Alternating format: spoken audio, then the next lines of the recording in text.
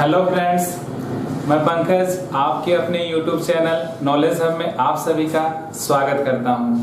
आज हम लोग औसत एवरेज पार्ट 3 पढ़ने के लिए जा रहे हैं। पार्ट 1 पार्ट 2 हम लोग पढ़ चुके हैं। कुछ औसम सवाल थे उस पार्ट में भी। आज के पार्ट में भी हम लोग ऐसे सवालों के बारे में बात करेंगे जो वेरी इंपॉर्टेंट, अति महत्वपूर्ण सवाल हैं, जिनको बनाने में हमें काफी कठिनाई का सामना करना पड़ता है। उन सवालों को जल्दी से हम लोग कैसे हल करेंगे, आइए देखते हैं। ठीक है ना। औसत पार्ट 3 स्टार्ट करते हैं। ठीक है ना। औसत का एक ही सूत्र है। ऐसे कंसेप्ट के बारे में हम बता चुके हैं आप लोग को। दिखाई दे रहा है यहाँ से? ठीक है। औसत का एकमात्र सूत्र है, औसत बराबर होता है योग बटे संख्या। एकमात्र सूत्र है। बाकी जो हम बिना सूत्र के जो सवाल बनाए हैं, लगातार संख्याएं हैं, उन संख्या का औसत कैसे निकाला जाता है हम लोग पार्ट 1 में बात किए थे। ठीक है ना। उसके लिए ये सूत्र का जरूरत नहीं पड़ता है। बहुत सारे ऐसे सवाल हैं जहां पर सूत्र का जरूरत नहीं पड़ता है। कंसेप्ट के आधार पर ही कुछ सवाल बन जाते हैं। सिर्फ कंसेप्ट और सवाल बन जाते हैं। अगर कंसेप्ट आपको पता नहीं भी हो कहीं पर कोई सवाल में, तो आप इस सूत्र को अप्लाई करके भी उन सवालों को हल कर सकते हैं एकदम आसानी से। ठीक है। तो औसत बराबर योग बटे कितना होता है? संख्या होता है। अगर हम इसको क्रॉस मल्टीप्लाई कर लें, औसत गुना संख्या, तो एक बात बताइए हमको, अगर ये दोनों गुना हो जाएगा, गुना होगा ही क्योंकि ये नीचे में है, ये इससे मल्टीप्लाई होगा, क्रॉस मल्टीप्लाई, तो मेरा योग कितना निकल के आ जाएगा?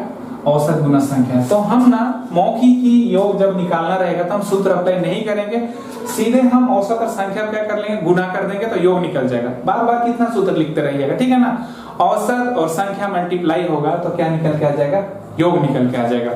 ये तीन चीज है, औसत, योग और संख्या। इन तीन चीजों में से कोई दो चीज दिया रहेगा और एक चीज नहीं दिया रहेगा तो हम आसानी से निकाल लेंगे।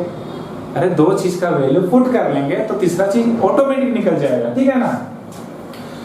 कंसेप्ट क्या हम बताए थे आप लोग को कि मान के चलिए कि आप एक दिन में 8 लीटर दूध पीते हैं। एक दिन में पिए होंगे, एक दिन में। दूसरा दिन में आप पिए होंगे मान के चलिए 3 लीटर। मान के चलिए कितना लीटर पिए होंगे? 3 लीटर। आप पिए फिर उसके बाद 4 लीटर। ठीक है ना। कितना लीटर? 4 लीटर। पहला दिन आप पिए 8 लीटर, दूसरा दिन दूध पी लिए आप कितना? 3 लीटर, और तीसरा दिन आप कितना पी लिए? 4 लीटर। आपसे कोई पूछे कि आप एवरेज कितना दूध पिए 3 दिन में, तो एवरेज बताने के लिए क्या करना पड़ता है? टोटल करना पड़ेगा आपको। टोटल तो टोटल कीजिएगा, 8 और 3 11 और 4 कितना हो जाएगा? 15 लीटर। ठीक है ना। तो यही होता है टोटल योग। उसके बाद इसको संख्या से भाग कीजिएगा। यहाँ संख्या कौन है? तो संख्या तो यहाँ दिन है। कितना दिन है? 3 दिन है। जब हम इसको कट करेंगे 3 का 3, 3 5 15, मतलब कि 5 लीटर निकल के आया। तो आप उसको बताइएगा कि हम एवरेज ना 5 लीटर दूध पीते हैं प्रतिदिन। 3 दिन का अगर हिसाब बताने के लिए कहा जाए तो हर दिन आप कितना पीते हैं दूध? 5 लीटर, 5 लीटर, 5 लीटर। और औसत का मतलब ही होता है कि इक्वली डिवाइड, मतलब कि समान रूप से सब में बांट देना। औसत का मतलब होता है इक्वली डिस्ट्रीब्यूट हो जाता है। 5 लीटर, 5 लीटर, 5 लीटर, जबकि हकीकत में तो ये पहला दिन 8 लीटर पिया है, दूसरा दिन 3 लीटर पिया है, और तीसरा दिन कितना पिया है? 4 लीटर, मतलब आप पिए हैं। ठीक है ना। लेकिन औसत निकाल के देखें तो आप एक दिन में कितना लीटर पी रहे हैं? 5 लीटर। और यही 5 लीटर आप पहला दिन भी पीजिएगा, दूसरा दिन भी और तीसरा दिन भी, क्योंकि इसको भी टोटल करेंगे तो कितना निकल के आएगा? 15 ही निकल के आएगा। ठीक है ना। तो औसत यही होता है जो समान रूप से डिस्ट्रीब्यूट होता है संख्याओं में। हम बात कर चुके हैं इसके बारे में। कुछ सवाल है मेरे पास, उन सवालों के बारे में बात करेंगे, लेकिन स्टार्ट करने से पहले भूमिका बांधना जरूरी था। ओके, आइए नेक्स्ट देखते हैं कि सवाल क्या है। ठीक है। सवाल स्क्रीन पे शायद आ गया होगा सवाल, अब देखिए ध्यान से।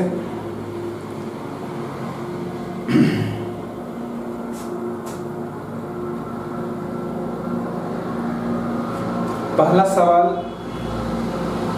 देखिए यहाँ पर। 14 छात्रों और उनकी एक शिक्षिका की औसत आयु 15 वर्ष है। 14 छात्र है और उनकी एक शिक्षिका है जिसकी औसत आयु कितना है? 15 वर्ष है। यदि शिक्षिका की आयु को हटा दिया जाए तो औसत वर्ष में 1 वर्ष की कमी हो जाती है। तब शिक्षिका की आयु क्या है? तब शिक्षिका की आयु क्या है? अब शिक्षिका की आयु निकालना। एक बात बताइए, 14 छात्र है और एक शिक्षिका है, तो टोटल कितना संख्या है? 15 संख्या है। बोलिए 14 छात्र, एक शिक्षिका, तो कितना हो गया? 14 और एक 15 संख्या हो गया। टोटल कितने लोग हैं? 15 लोग हैं। और उसका औसत दिया हुआ है कितना? 15। तो अगर हमको योग निकालना रहेगा तो क्या हम सूत्र लिखते रहेंगे? ये तो हम ऑलरेडी लिखे हुए हैं, बोल के हम इसमें संख्या में 15 लिखे हैं। 14 छात्र हैं, एक शिक्षिका है, मिलकर 15 हो गया। और औसत दिया हुआ है तो कितना हो जाएगा? 225 योग निकल के आया। बोलिए आया? तो ऐसे भी इसको ना मौखिक ही करने से भी बन जाता है, ठीक है ना। योग कितना आ गया? 225 आ गया। अब आगे क्या बोलता है? शिक्षिका को हटा देते हैं। अब औसत का फॉर्मूला लिख लेते हैं एक बार, तो ज्यादा अच्छा रहेगा। तो योग बटे कितना होता है? संख्या। अब बताइए योग कितना है? 225 है, तो जहां योग है उसको ऊपर में लिख लिए। अब इसमें से ना क्या कह रहा है कि शिक्षिका को हटाना है, मतलब टीचर को हटा देना है। तो हटा देंगे तो माइनस करना पड़ेगा ना। टीचर की आयु को जब हटाएंगे तो टोटल आयु में से टीचर की आयु को हम क्या कर रहे हैं? माइनस कर रहे हैं। और जो संख्या है कि 14 छात्र और एक शिक्षक मिलाकर 15 हुआ था, अब टीचर हट जाएगी तो बस छात्र बचेंगे, तो कितना हो जाएंगे? 14। और औसत मेरे पास कितना था? कितना था? औसत मेरे पास 15 था, तो 15 में से भी एक घट जाएगा। ऐसा तो बोला है सवाल में, टीचर हटा औसत भी घट जाएगा, ऐसा बोला है। कितना घट जाएगा? 1। और 1 घटने के बाद ये कितना आ जाएगा? यहाँ पर 14 आ जाएगा। बोलिए 1 घट जाएगा और यहाँ औसत कितना आ जाएगा? 14 आ जाएगा। अब बताइए नीचे है और ये ऊपर है, तो 14 को 14 से गुना कर लेंगे तो कितना आ जाएगा? 196 आ जाएगा। और यहाँ पर कितना है? 225 माइनस टी। कोई दिक्कत है? बताइए। 14 को 14 से गुना किए, औसत 15 था, उसमें से एक कम कर लिए। ऐसा तब होगा जब टीचर चली जाएगी। टोटल वर्ष में टीचर की वर्ष को हटा देते हैं, टीचर की आयु को हटा देने से जो मेरे पास औसत था 15 में से एक कम हो गया, तो कितना है? 14। ठीक है ना। तो ये नीचे है और ये ऊपर है, संख्या भी 14 है क्योंकि टीचर तो हट गई है। 14 गुना 14 कितना होता है? 196 होता है। मालूम होना चाहिए। 13 गुना 13 169 होता है। 15 गुना 15 कितना? 225 होता है। 16 गुना 16 कितना होता है? 16 गुना 16 256 होता है। यहाँ 14 गुना 14 है। ठीक है ना। टी को उठा के इधर लाएंगे, ये टी इधर आ जाएगा तो प्लस टी हो जाएगा, और 196 उधर चल जाएगा तो माइनस हो जाएगा। 196 उधर चल जाएगा। हम इसको अगर माइनस कर देते हैं तो 15 में से 6 घटाएंगे कितना है? 9 आ जाएगा। फिर यहाँ पर 11 में से 9 घटाएंगे कितना है? 2 आ जाएगा। इसका मतलब टीचर का जो उम्र है वो कितना है? 29 वर्ष। और यही क्या है? आंसर है। कोई दिक्कत नहीं है। इसी सूत्र को अप्लाई करके हम इसको लाए, ठीक है ना। लेकिन इसको जल्दी कैसे अप्लाई करना होता है? बार बार सूत्र लिखने की आवश्यकता नहीं है। ये तो हम समझाने के लिए बार लिख लिए कि औसत बराबर योग बटे कितना होता है? संख्या होता है।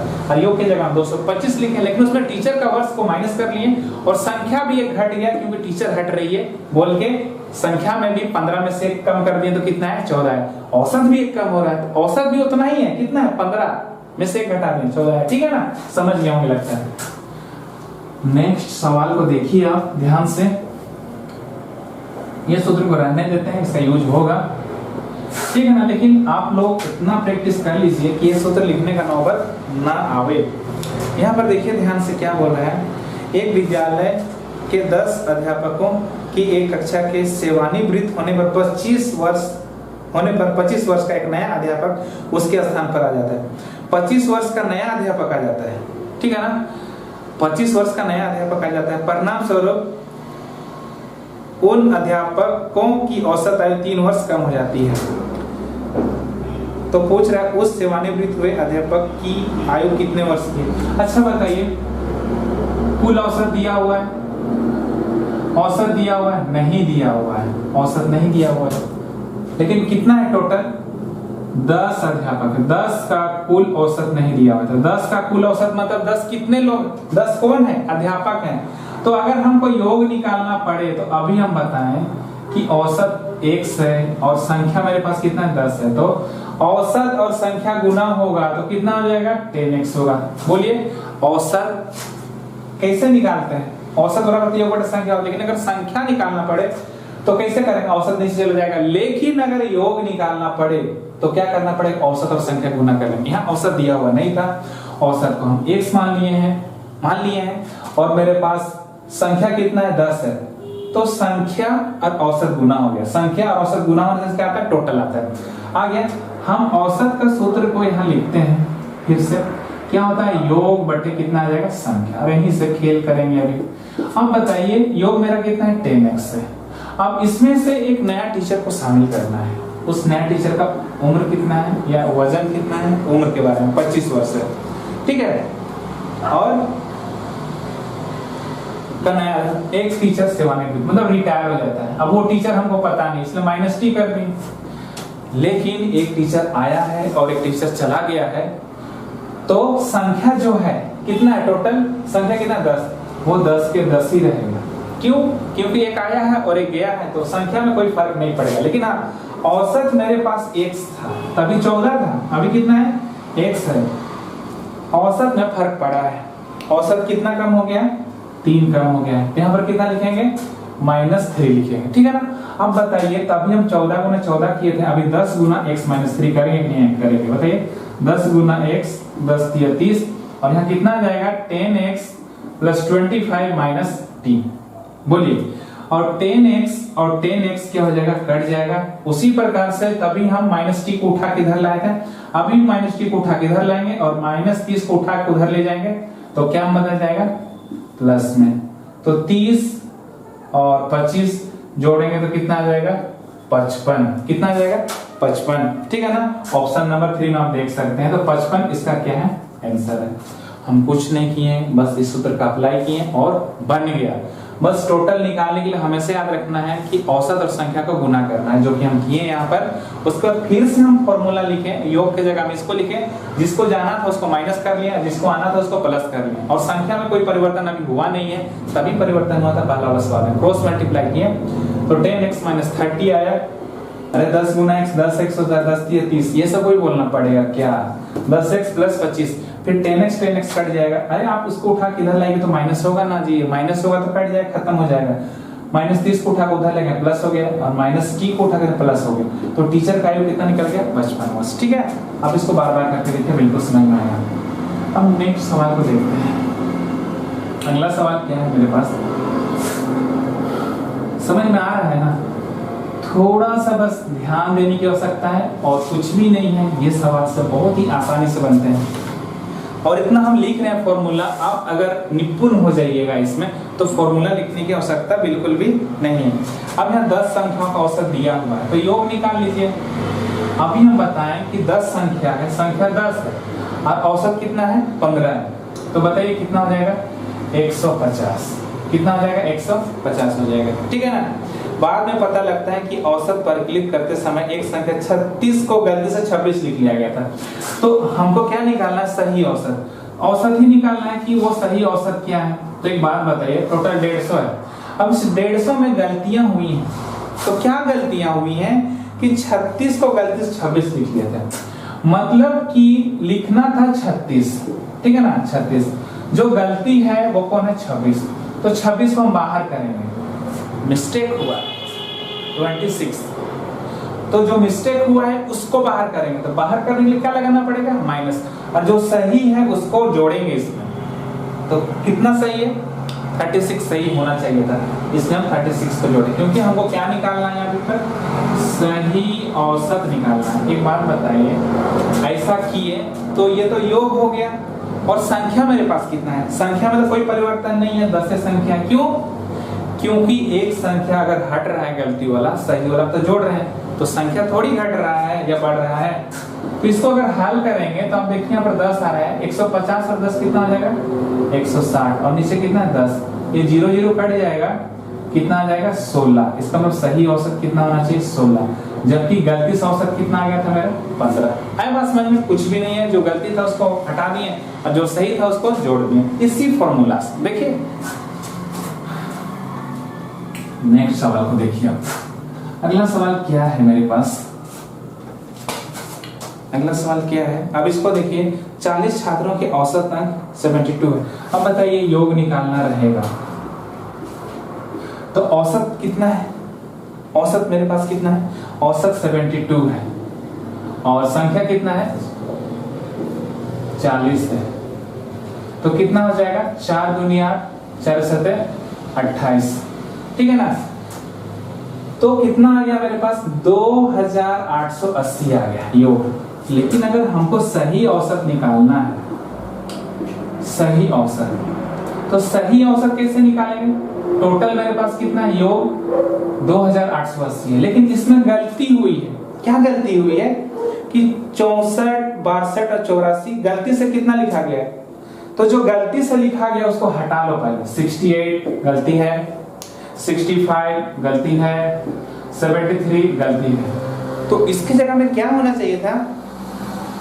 64, 62, 84 गलती से लिखा गया था, जो लिखा गया था। तो एक्चुअली होना क्या चाहिए था? इसके जगह में 64 होना चाहिए था, और इसके जगह में कितना होना चाहिए था? 62 होना चाहिए था। फिर इसके जगह में कितना होना चाहिए था? 84 होना चाहिए था। तब जाके इसका टोटल क्या होता? सही होता। पहले तो टोटल हम सही कर लिए। अब मेरे पास जो संख्याएं थी, कितनी संख्याएं हैं? 40 छात्रों की, तो 40 तो होगा ही होगा। अब इसको अगर हल करते हैं तो -4 आ जाएगा इसको। अरे -68 में 64 को माइनस करेंगे तो -4 आ जाएगा। यहाँ पर इसको हल करेंगे तो कितना आ जाएगा? -3 आ जाएगा। यहाँ पर हल करेंगे हम तो +11 आ जाएगा।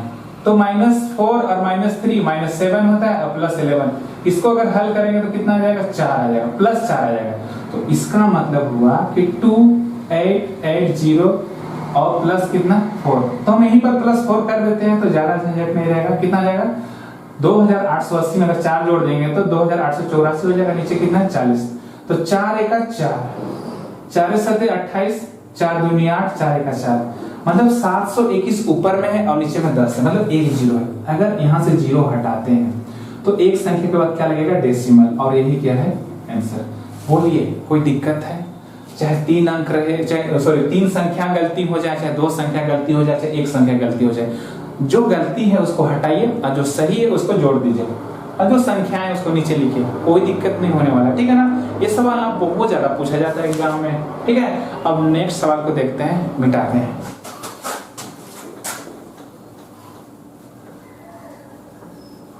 ठीक है, मिटाते हैं। फिर अगला सवाल को देखते हैं। अगला सवाल है क्या? मेरे पास स्क्रीन पे आ गया होगा, देखिए ध्यान से। कुछ भी तो नहीं है, ये सब बहुत ही आसान टाइप के सवाल हैं। यहाँ पर क्या? 7 संख्या का औसत 8 है। अब बताइए 7 संख्या का औसत 8, संख्या भी है औसत भी दिया होता है, योग कैसे निकालेंगे हम? योग निकाल, संख्या कितना दिया है मेरे पास? 7 संख्या। अभी बताएं कि औसत और संख्या को अगर गुना करते हैं तो क्या निकलता है मेरे पास? टोटल योग। तो औसत और संख्या, औसत मेरे पास 8 है, संख्या 7 है, 7 8 कितना हो जाएगा? 56। टोटल योग कितना निकलेगा? 56। उनमें से एक संख्या जोड़ दिया जाए तो औसत कितना? 9 हो जाता है। औसत 9 बन। आप बताइए हमको अगर औसत 9 बनाना है, औसत का वैल्यू कितना लाना है हमको? 9 लाना है हल करके। तो ये बताइए टोटल मेरे पास कितना है? 56 है। अब एक संख्या जोड़ना है, जबकि संख्या मेरे पास कितना था? पहले संख्या 7 था। अब इस 7 को कितना बनाना है? संख्या को एक संख्या बढ़ गया तो कितना हो जाएगा? अरे एक बढ़ा देंगे तो 8 हो जाएगा। बोलिए होगा 8। अब 8 का टेबल कितना बार बोले कि इससे कट हो जाए और 9 आ जाए? तो 8 9 72 होता है। अरे भाई 8 9 72 होता है, तब क्या 9 आएगा?